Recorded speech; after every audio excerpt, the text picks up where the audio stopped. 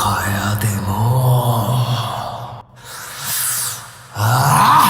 গেল কয়েক বছর থেকে ঈদকে সামনে রেখে বড় বাজেটের সিনেমার কিছু দৃশ্যের শুটিং হতো ভারতে। তবে সাম্প্রতিক সময়ে বাংলাদেশ ভারত সম্পর্কের টানাপোড়েনে ভিসা জটিলতা বড় বাধা হয়ে দাঁড়িয়েছে। এতে শুটিং সূচি পিছিয়ে যাওয়া থেকে শুরু করে কাজের পরিবেশেও তৈরি হচ্ছে অস্বস্তি। এই পরিস্থিতিতে সমাধান খুঁজতে পরিচালক ও প্রযোজকরা ভারতের বিকল্প হিসেবে বেছে নিচ্ছেন নতুন গন্তব্য শ্রীলঙ্কা। প্রাকৃতিক সৌন্দর্য, অনুকূল আবহাওয়া আর ঝামেলামুক্ত শুটিং সুবিধার কারণে দক্ষিণ এশিয়ার এই দ্বীপরাষ্ট্র এখন পরিচালক প্রযোজকদের নতুন ভরসা।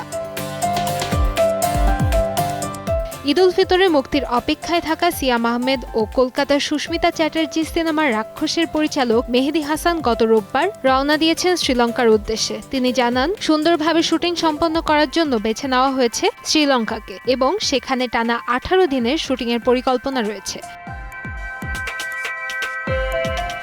ঢাকাই কিং শাকিব খানের আসন্ন cinema Prince once upon a time in Dhaka পরিচালনায় আবু হায়াত মাহমুদ, কলকাতার জ্যোতির্ময়ী কুণ্ডু ও ঢাকার তাসনিয়া ফারিন ছাড়াও এ সিনেমায় চমক হিসেবে থাকবেন আরও একজন নায়িকা। জানা গেছে, এই সিনেমার একটি বড় অংশ শুট করার কথা ছিল সিনেমার শহর নামে পরিচিত ভারতের হায়দ্রাবাদে। পরে যোগ করা হয় কলকাতা। তবে শেষ পর্যন্ত তাও বাতিল করে সিদ্ধান্ত নেওয়া হয় শুটিং হবে শ্রীলঙ্কাতে।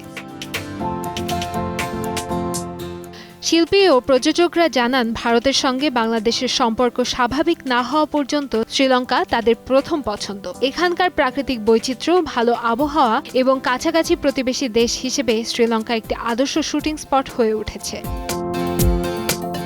শুধু সিনেমাই নয়, বড় বাজেটের গানগুলোর শুটিংও এখন শ্রীলঙ্কায় হচ্ছে। এই পরিবর্তন সূচনা করছে নতুন এক শুটিং গন্তব্যের, যেখানে পরিচালক প্রযোজকরা খুঁজে পাচ্ছেন এক নতুন ভিন্নতা। কান্তাময়ী স্নেহা, সময় সংবাদ, ঢাকা।